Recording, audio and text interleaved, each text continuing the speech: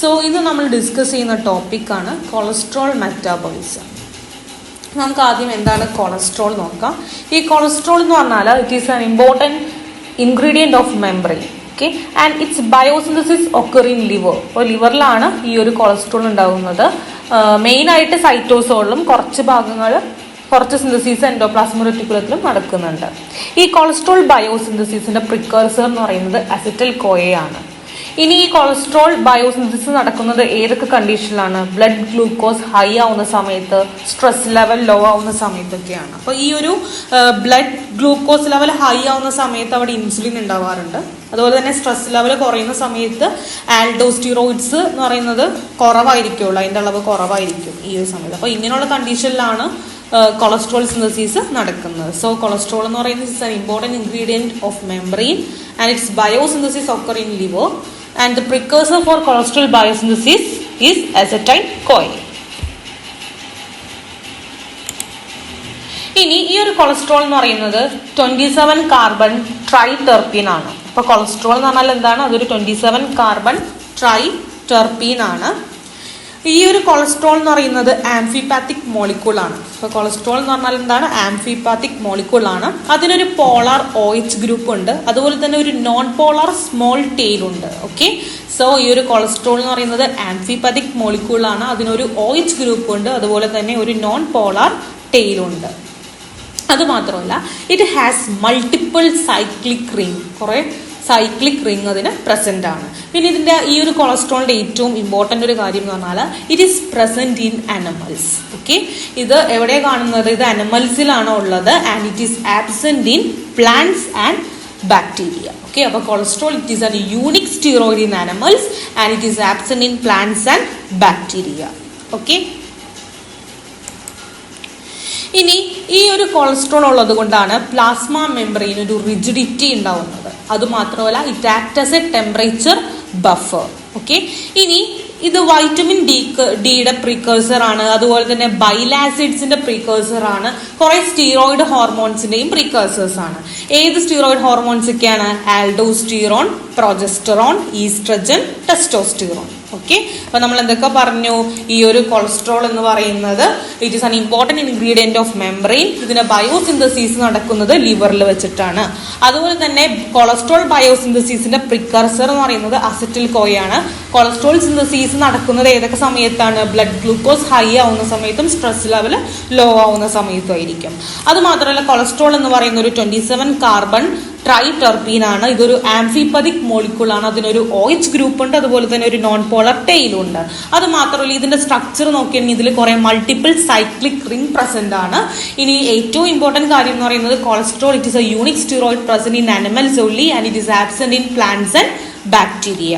Okay, പിന്നെന്താ പറയുന്നത്? ഈ ഒരു പ്ലാസ്മ മെംബ്രെയിൻ ഒരു റിജിഡിറ്റി കൊടുക്കുന്നതാണ് കൊളസ്ട്രോൾ എന്ന് പറയുന്നത്. It act as A temperature buffer. പിന്നെ അതുപോലെ തന്നെ വൈറ്റമിൻ ഡി, ബൈൽ ആസിഡ്, അതുപോലെ തന്നെ കുറെ സ്റ്റീറോയിഡ് ഹോർമോൺസിന്റെ ഒക്കെ പ്രിക്കേഴ്സേഴ്സ് ആണ്. അപ്പോൾ ഏതൊക്കെയാണ് steroid hormone? Aldosterone, progesterone, oestrogen, ടെസ്റ്റോസ്റ്റിറോണിന്റെ ഒക്കെ പ്രിക്കേഴ്സർ ആണ് ഈ ഒരു കൊളസ്ട്രോൾ എന്ന് പറയുന്നത്. ഓക്കെ, ഇനി നമുക്ക് നേരെ കൊളസ്ട്രോൾ മെറ്റാബോളിസം അല്ലെങ്കിൽ അതിന്റെ സ്റ്റേജസിലേക്ക് നോക്കാം. എന്തൊക്കെയാണ്? 5 സ്റ്റേജസുകളാണ് ഉള്ളത്. ഏതൊക്കെയാണ്? First one synthesis of HMG കോയെ. അടുത്ത സ്റ്റെപ്പ് എന്താണ്? Formation of mevalonate. അത് കഴിഞ്ഞ് production of IPP and DPP. പിന്നെ synthesis of squalene and conversion of squalene to cholesterol. ഇത്രയും കാര്യങ്ങളാണ് ഈ ഒരു 5 സ്റ്റേജസുകളാണ്, 5 സ്റ്റെപ്സുകളാണ് ഇതിനുള്ളത്.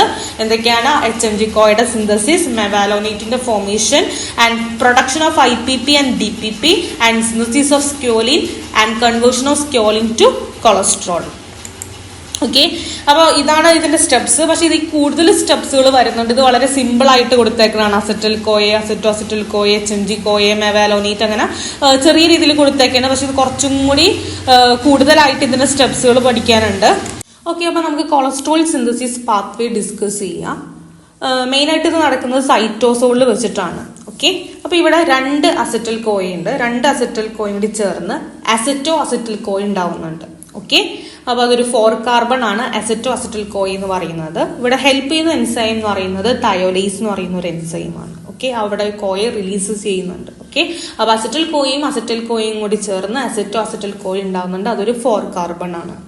ഇനി ഈ ഒരു അസറ്റോ അസിറ്റൽ കോയെ HMG കോയെ സിന്തേസിന്റെ പ്രസൻസിൽ HMG കോയെ ആവുന്നുണ്ട്. അവിടെ ഒരു അസിറ്റൽ കോയെ എക്സ്ട്രാ ആഡ് ചെയ്ത് വരുന്നുണ്ട്.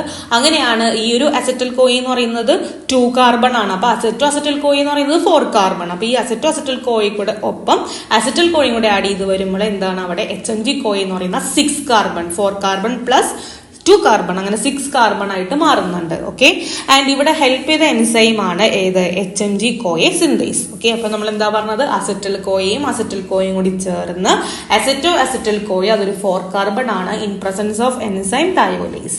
ഇനി അസറ്റോ അസിറ്റൽ കോയുടെ ഒപ്പം ഒരു അസറ്റൽ കോയും കൂടി ആഡ് ചെയ്ത് HMG കോയെ ഫോം ചെയ്യുന്നുണ്ട്.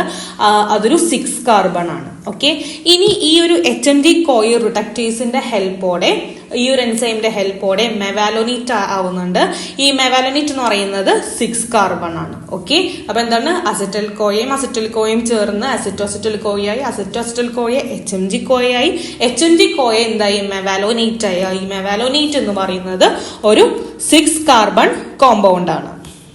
ഇനി ഈ ഒരു മെവാലോനേറ്റ് എന്ന് പറയുന്ന 6 carbon compound phosphorylated, that is addition of phosphate to form 5-phosphor mevalonate. Okay, അപ്പൊ മെവാലോനേറ്റ് എന്ത് ചെയ്യുന്നുണ്ട്, ഫോസ്ഫോറേറ്റ് ചെയ്ത്, അതായത് ഇനിയും ഒരു ഫോസ്ഫേറ്റ് ആഡ് ചെയ്ത് 5-phosphor മെവാലോനേറ്റ് ആവുന്നുണ്ട് in presence of enzyme kinase. Okay, ഇനി ഇതുപോലെ തന്നെ ഈ 5-phosphor മെവാലോനേറ്റ് പിന്നെയും ഫോസ്ഫേറ്റ് ആഡ് ചെയ്ത് അത് 5-pyro ഫോസ്ഫോ മെവാലോനേറ്റ് ആവുന്നുണ്ട്. ഓക്കെ, എന്താണ് 5-pyro ഫോസ്ഫോ മെവാലോനേറ്റ് ആവുന്നുണ്ട്. അതും സെയിം എൻസൈം തന്നെയാണ്, കൈനേസ്.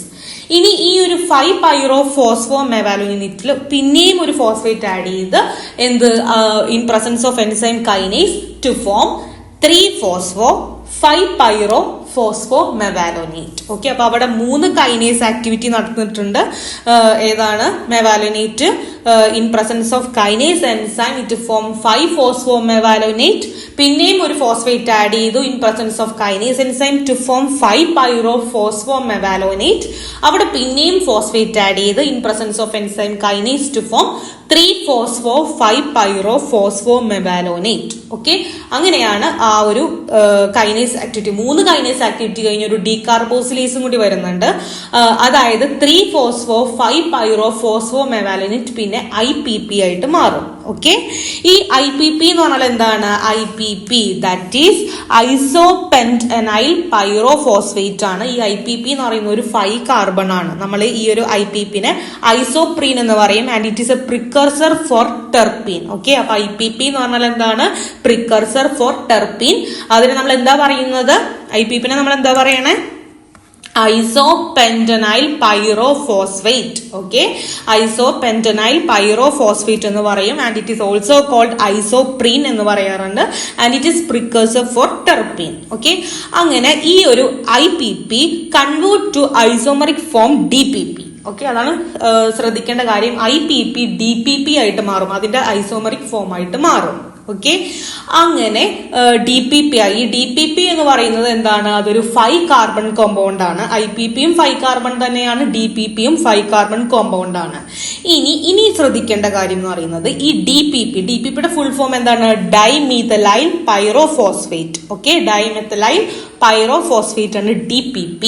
ഓക്കെ, ഈ DPP-യുടെ കൂടെ ഒരു IPP കൂടി ആഡ് ചെയ്യും. അതായത് DPP എന്ന് പറയുന്നത് ഒരു 5 കാർബൺ ആണ്, IPP എന്ന് പറയുന്നത് എത്രയായിരുന്നു, 5 കാർബൺ. അങ്ങനെ 5 + 5 10 കാർബൺ ആയിട്ടുള്ള GPP ഫോം ചെയ്യും. അതാണ് ഇമ്പോർട്ടന്റ് ആയിട്ട് ശ്രദ്ധിക്കുക. എന്താണ്, DPP + IPP gives GPP. അതായത് 5 കാർബണും ചേർന്ന് ഒരു 10 കാർബൺ കോമ്പൗണ്ട് ആയിട്ടുള്ള GPP, ജെറനൈൽ പൈറോഫോസ്ഫേറ്റ് ഫോം ചെയ്യും. ഓക്കെ, അത്രയും ക്ലിയർ ആയില്ലേ? അപ്പൊ നമ്മൾ എന്തൊക്കെ പറഞ്ഞു, ഫസ്റ്റ് സ്റ്റേജ് എന്തായിരുന്നു, അസറ്റൈൽ കോയും കൂടി ചേർന്ന് അസറ്റോ അസിറ്റൽ കോയായി മാറി in presence of enzyme thiolase. ഇനി അസറ്റോ അസിറ്റൽ കോയ എന്തായിട്ട് മാറി, HMG കോയായിട്ട് മാറി in presence of enzyme HMG CoA synthase. ഇനി HMG കോയ എന്ന് പറയുന്നത് മെവാലോനേറ്റ് ആയി in presence of enzyme HMG CoA reductase. ഇനി മെവാലോനേറ്റ് എന്തായി, 5-phosphor മെവാലോനേറ്റ് ആവുന്നുണ്ട്. അവിടെ അവിടെ കൈനേസ് എൻസൈം ഹെൽപ്പോടെ എന്ത് ചെയ്തിട്ടുണ്ട്, അവിടെ ഫോസ്ഫേറ്റ് ആഡ് ചെയ്ത് 5-pyro ഫോസ്ഫോ മെവാലോനേറ്റ് ആവുന്നുണ്ട്. ഇനി ഈ 5-pyro ഫോസ്ഫോ മെവാലോനേറ്റിന്റെ കൂടെ ഒരു ഫോസ്ഫേറ്റും കൂടി ആഡ് ചെയ്ത് 3-phosphor 5-pyro ഫോസ്ഫോ മെവാലോനേറ്റ് ആയി. അത് ഡീകാർബോസിലേസ് എന്ന് പറയുന്ന എൻസൈമിന്റെ ഹെൽപ്പോടെ IPP ആയി. ഈ IPP എന്ന് പറഞ്ഞാൽ എന്ത് സംഭവം? ഐസോപെന്റനൈൽ പൈറോഫോസ്ഫേറ്റ് അല്ലെങ്കിൽ ഐസോപ്രീൻ എന്നൊക്കെ പറയും. It act as a precursor for terpene. ഇനി IPP എന്ത് ചെയ്യും? അതിന്റെ ഐസോമറിക് ഫോം ആയിട്ടുള്ള DPP ആവും. ഈ DPPയുടെ കൂടെ ഒരു IPP കൂടി ചേർന്ന് GPP ആവും. അങ്ങനെ ഈ ഒരു GPP എന്ന് പറയുന്നത് 10 കാർബൺ കോമ്പൗണ്ട് ആണ്. അതായത് DPP എന്ന് പറയുന്നത് 5 കാർബൺ ആണ്, IPP ഒരു 5 കാർബൺ ആണ്. അപ്പൊ DPP പ്ലസ് IPP എന്ന് പറയുന്നത് എന്താണ്? 5 carbon plus 5 carbon, that is 10 carbon compound called GPP. അതാണ് ജിറനൈൽ പൈറോഫോസ്ഫേറ്റ്. ഓക്കെ, ഇനി ഈ GPPയുടെ കൂടെ പിന്നെയും IPP ആഡ് ചെയ്യാം. അപ്പൊ GPP എന്ന് പറയുന്നത് നമ്മൾ ഓൾറെഡി പറഞ്ഞത് ഒരു 10 കാർബൺ കോമ്പൗണ്ട് ആണ്. ഈ 10 കാർബൺ കോമ്പൗണ്ടിന്റെ കൂടെ ഈ IPP അതൊരു 5 കാർബൺ ആണ്. അപ്പൊ 10 plus 5 equal to 50 carbon compound ആയിട്ടുള്ള FPP ഫോം ചെയ്യും. What is FPP? Farnesyl pyrophosphate form ചെയ്യും. ഓക്കെ, അപ്പൊ എന്താ സംഭവിച്ചത്? ആദ്യം തന്നെ IPP DPP എന്ന് പറയുന്ന ഐസോമറിക് ഫോം ആയി, DPPയുടെ കൂടെ ഒരു IPP ചേർന്ന് GPP ആയി, GPPയുടെ കൂടെ ഒരു IPP ചേർന്ന് FPP ആയി. അങ്ങനെയാണ് 15 കാർബൺ കോമ്പൗണ്ട് ആയിട്ടുള്ള FPP കിട്ടിയത്. ഇനി ശ്രദ്ധിക്കേണ്ടത്, FPP എന്ന് പറയുന്നത് 15 കാർബൺ കോമ്പൗണ്ട് ആണ്.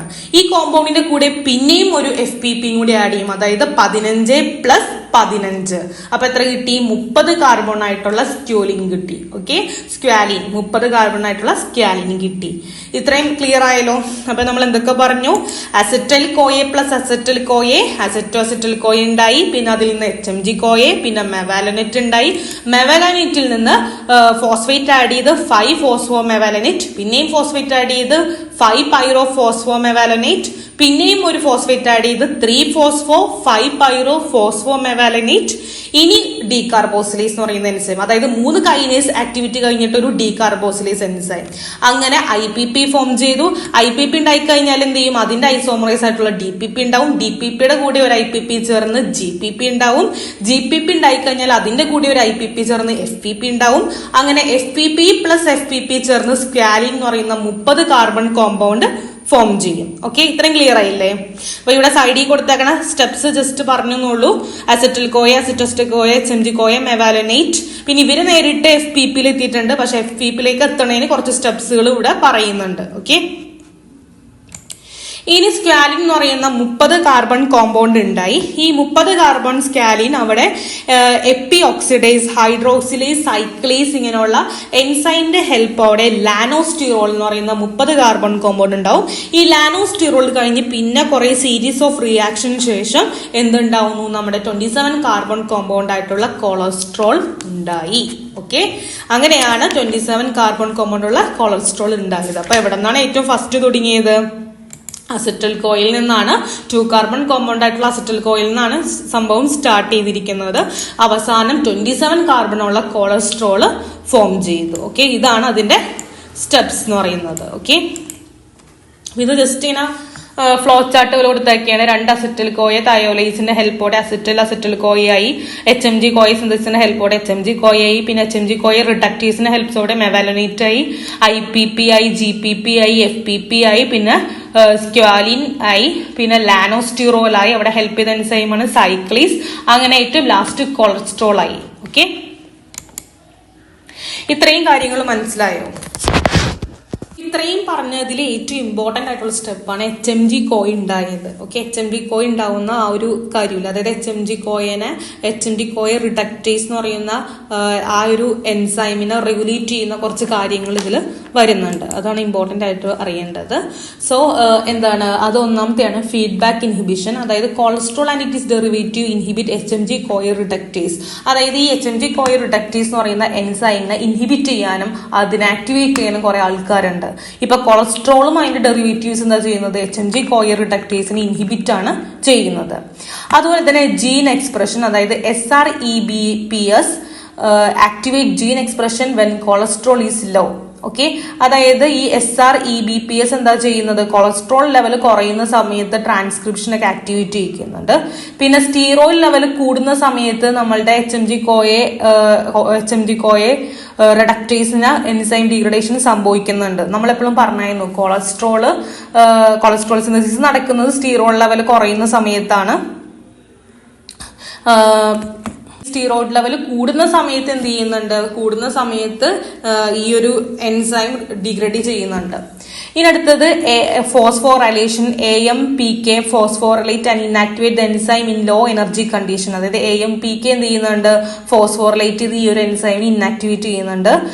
ഇനി കുറച്ച് ഹോർമോണൽ റെഗുലേഷൻസ്, അതായത് ഇൻസുലിൻ എന്താ ചെയ്യുന്നത്, it up regulate enzyme activity. അതായത് ഇൻസുലിനും അതുപോലെ തന്നെ തൈറോസിൻ ഇവർ രണ്ടുപേരും ആക്ടിവേറ്റ് ചെയ്യുന്നത്. ഇൻസുലിൻ ആണെങ്കിൽ നേരിട്ട് ആക്ടിവേറ്റ് ചെയ്യുന്നുണ്ട്, ഈ ഒരു HMG-CoA റിഡക്റ്റേസിനെ ഡയറക്ട്ലി ആക്ടിവേറ്റ് ചെയ്യുന്നുണ്ട്, ഇൻസുലിനും അതുപോലെ തന്നെ തൈറോസിനും. അതെ. ഇനി glucagon and glucocorticoids down regulate enzyme activity. അതായത് ഗ്ലൂക്കഗണും അതുപോലെ തന്നെ ഗ്ലൂക്കോകോർട്ടിക്കോയിഡ്സ് എന്താണ്, അത് ഡയറക്ട്ലി പോയിട്ട് എന്ത് ചെയ്യുന്നുണ്ട്, അതിനെ HMG-CoA റിഡക്റ്റേസിനെ ഇൻഹിബിറ്റ് ചെയ്യുന്നുണ്ട്. അതുകൂടാതെ കുറച്ച് കോമ്പറ്റേറ്റീവ് ഇൻഹിബിറ്റേഴ്സും ഇൻഹിബിറ്റ് ചെയ്യുന്നുണ്ട്. കോമ്പാക്റ്റിൻ, ലോവാസ്റ്റാറ്റിൻ എന്ന് പറയുന്ന കുറച്ച് കോമ്പറ്റേറ്റീവ് ഇൻഹിബിറ്റേഴ്സ് ഉണ്ട്, അവരും HMG-CoA റിഡക്റ്റേസിനെ എന്ത് ചെയ്യുന്നുണ്ട്, ഇൻഹിബിറ്റ് ചെയ്യുന്നുണ്ട്. അതുപോലെ സിട്രേറ്റ് എന്ത് ചെയ്യുന്നുണ്ട്, HMG-CoA റിഡക്റ്റേസിനെ ആക്ടിവേറ്റ് ചെയ്യുന്നുണ്ട്. കൊളസ്ട്രോൾ നമ്മൾ ഓൾറെഡി പറഞ്ഞു, അത് ഇൻഹിബിറ്റ് ആണ് ചെയ്യുന്നത്. ഈ ഒരു HMG-CoA റിഡക്റ്റേസിനെ എന്താണ് സപ്പോർട്ട് ചെയ്യുന്നതും അല്ലെങ്കിൽ അതിനെ ഇൻഹിബിറ്റ് ചെയ്യുന്നതും ആക്ടിവേറ്റ് ചെയ്യുന്ന കുറെ ആൾക്കാരുണ്ട്. കൊളസ്ട്രോൾ ആണെങ്കിൽ കൊളസ്ട്രോളും അതിന്റെ ഡെറിവേറ്റീവ്സ് ഒക്കെ HMG-CoA എന്താ ചെയ്യുന്നത്, ഇൻഹിബിറ്റ് ചെയ്യുകയാണ് ചെയ്യുന്നത്. അതുപോലെ തന്നെ കുറച്ച് എന്താണ് ഈ ഒരു ഹോർമോൺസിന്റെ കേസ് പറയുകയാണെങ്കിൽ ഗ്ലൂക്കോണും ഗ്ലൂക്കോകോർട്ടിക്കോയിഡ്സും ഒക്കെ ഡയറക്റ്റ് ആയിട്ട് പോയിട്ട് ഇൻഹിബിറ്റ് ചെയ്യുന്നുണ്ട്. പിന്നെ കുറച്ച് കോമ്പറ്റേറ്റീവ് ഇൻഹിബിറ്റേഴ്സ് ആയിട്ടുള്ള കോമ്പാക്റ്റിൻ, ലോവസ്റ്റാറ്റിൻ അവരൊക്കെ ഇൻഹിബിറ്റ് ചെയ്യുന്നുണ്ട്. അതായത് ഡ്രഗ്സുകളൊക്കെ ഇൻഹിബിറ്റ് ആണ് ചെയ്യുന്നത്. ഓക്കെ. പിന്നെ ഇവരെ കുറച്ച് അതുപോലെ സ്റ്റീറോയിഡ് ലെവൽ കൂടുന്ന സമയത്തും ഇതിനെ ഡീഗ്രഡേറ്റ് ചെയ്തൊക്കെ കളയുന്നുണ്ട്. ഓക്കെ. അതുപോലെ തന്നെ AMPK എന്ത് ചെയ്യുന്നുണ്ട്, AMPK വന്ന് ഫോസ്ഫോറിലേറ്റ് ചെയ്ത് ഈ എൻസൈമിനെ ഇനാക്ടിവേറ്റ് ചെയ്ത് കളയുന്നുണ്ട്. പക്ഷെ ചില ആൾക്കാർ അതിനെ ഇപ്പൊ ഇൻസുലിൻ, തൈറോസിനൊക്കെ എന്ത് ചെയ്യുന്നുണ്ട്, HMG-CoA റിഡക്റ്റേസിനെ ആക്ടിവേറ്റ് ചെയ്യിക്കുന്നുണ്ട്. അതുപോലെ തന്നെ SREBPS എന്ത് ചെയ്യുന്നുണ്ട്, ജീൻ ട്രാൻസ്ക്രിപ്ഷൻ ഒക്കെ ആക്ടിവേറ്റ് ചെയ്ത്, അതായത് കൊളസ്ട്രോൾ ലെവൽ കുറയുന്ന സമയത്താണ് ആക്ടിവേറ്റ് ഒക്കെ ചെയ്യിപ്പിക്കുന്നത്. ഓക്കെ. ഇത്രയും കാര്യങ്ങളാണ് കൊളസ്ട്രോൾ സിന്തസിസിൽ പഠിക്കാനായിട്ടുള്ളത്. അപ്പൊ നമ്മൾ എന്തൊക്കെ പറഞ്ഞു, കൊളസ്ട്രോൾ എന്ന് പറഞ്ഞാൽ എന്തൊക്കെയാണ് അതിന്റെ പ്രത്യേകത? കൊളസ്ട്രോൾ എന്ന് പറഞ്ഞാൽ അതൊരു ഈ ഒരു മെംബ്രെയിന്റെ ഇമ്പോർട്ടന്റ് ഇൻഗ്രീഡിയന്റ് ആണ് ഈ കൊളസ്ട്രോൾ എന്ന് പറയുന്നത്. അതിന്റെ ബയോസിന്തസിസ് നടക്കുന്നത് ലിവറിലാണ്. ലിവറിൽ എവിടെയായിട്ടാണ്, സൈറ്റോസോളിലാണ്. കുറച്ച് ഭാഗം എൻഡോപ്ലാസ്മിക് റെറ്റിക്കുലത്തിൽ നടക്കുന്നുണ്ട്. കൊളസ്ട്രോൾ ബയോസിന്തസിന്റെ പ്രീകർസർ എന്ന് പറയുന്നത് അസറ്റൈൽ-CoA ആണ്. പിന്നെ ഈ ഒരു സിന്തസിസ് നടക്കുന്നത് ബ്ലഡ് ഗ്ലൂക്കോസ് ഹൈ ആവുന്ന സമയത്ത്, അന്നേരം ഇൻസുലിൻ ഒക്കെ അവിടെ ഉണ്ടാവും. പിന്നെ സ്ട്രെസ് ലെവൽ ലോ ആവുന്ന സമയത്തൊക്കെയാണ് കൊളസ്ട്രോൾ സിന്തസിസ് നടക്കുന്നത്. ഇനി ഈ കൊളസ്ട്രോൾ എന്ന് പറയുന്നത് ഒരു 27 കാർബൺ ട്രൈടെർപ്പീൻ ആണ്. ഇതൊരു ആംഫിപ്പതിക് മോളിക്യൂൾ ആണ്, കാരണം അതിനൊരു OH ഗ്രൂപ്പ് ഉണ്ട്, അതുപോലെ തന്നെ ഒരു നോൺ പോളർ ടെയിലും ഉണ്ട്. കൊളസ്ട്രോളിന്റെ സ്ട്രക്ചർ നോക്കുകയാണെങ്കിൽ അതിന് മൾട്ടിപ്പിൾ സൈക്ലിക് റിംഗ് ഉണ്ട്. പിന്നെ ഏറ്റവും പ്രത്യേകത എന്ന് പറഞ്ഞാൽ it is a unique steroid present in animals and it is absent in plants and bacteria.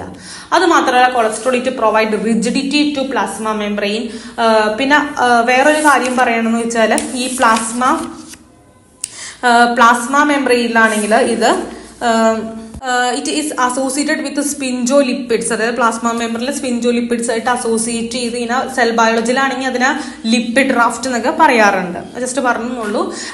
പിന്നെ മാത്രമല്ല it act as A temperature buffer. അതുപോലെ തന്നെ വൈറ്റമിൻ ഡി, ബൈൽ ആസിഡിന്റെ ഒക്കെ പ്രിക്കേഴ്സർ ആണ്. കുറെ സ്റ്റീറോയിഡ് ഹോർമോൺസിന്റെ പ്രിക്കേഴ്സർ ആണ്. ആൽഡോസ്റ്റിറോൺ, പ്രൊജസ്ട്രോൺ, ഈസ്ട്രജൻ, ടെസ്റ്റോസ്റ്റിറോൺ ഇതിന്റെയൊക്കെ precursor ആണ്. പിന്നെ ഇതിന്റെ സ്റ്റേജസ് എന്തൊക്കെയാണ്? ആദ്യത്തെ സ്റ്റേജ് എന്ന് പറയുന്നത് HMG-CoA ഉണ്ടാവുന്നതാണ്.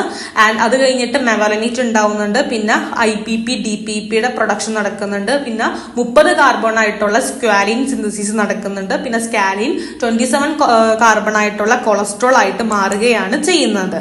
ഓക്കെ. അപ്പൊ അതിന്റെ സ്റ്റെപ്സുകൾ നമ്മൾ പറഞ്ഞു. അസറ്റൈൽ-CoAയും ചേർന്ന് അസറ്റോ-അസറ്റൈൽ-CoA ആയി മാറുന്നു. പിന്നെ അത് HMG-CoA ആയി മാറുന്നു. HMG-CoAനെ മെവലനൈറ്റ് ആയിട്ട് മാറാൻ ഹെൽപ്പ് ചെയ്ത എൻസൈം ആയിരുന്നു HMG-CoA റിഡക്റ്റേസ്. ഈ ഒരു എൻസൈമിന്റെ കേസാണ് നമ്മൾ നേരത്തെ പറഞ്ഞത്. ഈ HMG-CoA റിഡക്റ്റേസിനെ റെഗുലേറ്റ് ചെയ്യുന്നത് കാര്യങ്ങളാണ് നമ്മൾ ലാസ്റ്റ് ഡിസ്കസ് ചെയ്തിരുന്നത്. ഓക്കെ. അങ്ങനെ മെവലനൈറ്റ് ഉണ്ടായി. മെവലനൈറ്റ് പിന്നെ എന്തായി? മെവലനൈറ്റ് 5-ഫോസ്ഫോ മെവലനൈറ്റ് ആയി. അത് 5-പൈറോ-ഫോസ്ഫോ മെവലനൈറ്റ് ആയി. പിന്നെ 3-ഫോസ്ഫോ 5-പൈറോ-ഫോസ്ഫോ മെവലനൈറ്റ് ആയി. അത് കഴിഞ്ഞ് അത് IPP ആയി. IPPയുടെ ഐസോമറൈസ് ആയിട്ടുള്ള DPP ആയി. DPPയുടെ കൂടെ IPP ചേർന്ന് GPP ആയി. GPPയുടെ കൂടെ ഒരു IPP കൂടി ചേർന്ന് FPP ആയി. FPPയുടെ കൂടെ ഒരു FPP കൂടി ചേർന്ന് സ്ക്വാലിൻ എന്ന് പറയുന്ന 30 കാർബൺ ആയിട്ടുള്ള സ്ക്വാലിൻ ഫോം ചെയ്തു. സ്ക്വാലിൻ സ്കാലിൻ എന്ത് ചെയ്യുന്നുണ്ട്? എപ്പി ഓക്സിഡീസും ഹൈഡ്രോക്സിലീസ് സൈക്ലേസ് പോലുള്ള എൻസൈമിന്റെ ഹെൽപ്പോടെ ലാനോസ്റ്റിറോളായി മാറുന്നുണ്ട്. ലാനോസ്റ്റിറോൾ എന്ന് പറയുന്ന ഒരു 30 കാർബൺ കോമ്പൗണ്ട് ആണ്. ലാനോസ്റ്റിറോളിൽ നിന്ന് കുറേ സീരീസ് ഓഫ് റിയാക്ഷൻ കഴിഞ്ഞ് അവസാനം കൊളസ്ട്രോൾ ഫോം ചെയ്തു. ഓക്കെ, പിന്നെ നമ്മൾ എന്തിനെ കുറിച്ച് ഡിസ്കസ് ചെയ്തത്? HMG CoA reductaseന്റെ റെഗുലേഷനെ കുറിച്ചാണ്. അതായത് ഈ കൊളസ്ട്രോളും അതിന്റെ ഡെറിവേറ്റീവ്സും എന്ത് ചെയ്യുന്നുണ്ട്? HMG CoA ഇൻഹിബിറ്റ് ചെയ്യുന്നുണ്ട്. പിന്നെ ഹൈ സ്റ്റീറോൾ ലെവൽ വരുമ്പോൾ ഈ എൻസൈമിനെ ഡിഗ്രേഡ് ചെയ്യുന്നുണ്ട്. AMPK അതിനെ ഫോസ്ഫോറേറ്റ് ചെയ്ത് ഇന്നാക്ടിവേറ്റ് ചെയ്യിക്കുന്നുണ്ട്. പിന്നെ ചില എൻസൈംസുകൾ, അതായത് ഗ്ലൂക്കോഗൺ, ഗ്ലൂക്കോകോർട്ടിക്കോയിഡ്സ് ഒക്കെ അതിനെ ഇൻഹിബിറ്റ് ചെയ്യുന്നുണ്ട്, നേരിട്ട് പോയി ഇൻഹിബിറ്റ് ചെയ്യുന്നുണ്ട്. ഇനി ഈ ഒരു എൻസൈമിനെ ആക്ടിവേറ്റ് ചെയ്യുന്ന ആൾക്കാരാണ് ഇൻസുലിൻ, അതുപോലെ തന്നെ സിട്രേറ്റ്, പിന്നെ അതുപോലെ തന്നെ SREB, activate gene transcription when cholesterol is low. ഇത്രയും കാര്യങ്ങളാണ് ഈ ഒരു കൊളസ്ട്രോൾ ബയോസിന്തസിസിൽ പഠിക്കാനുള്ളത്. Thank U.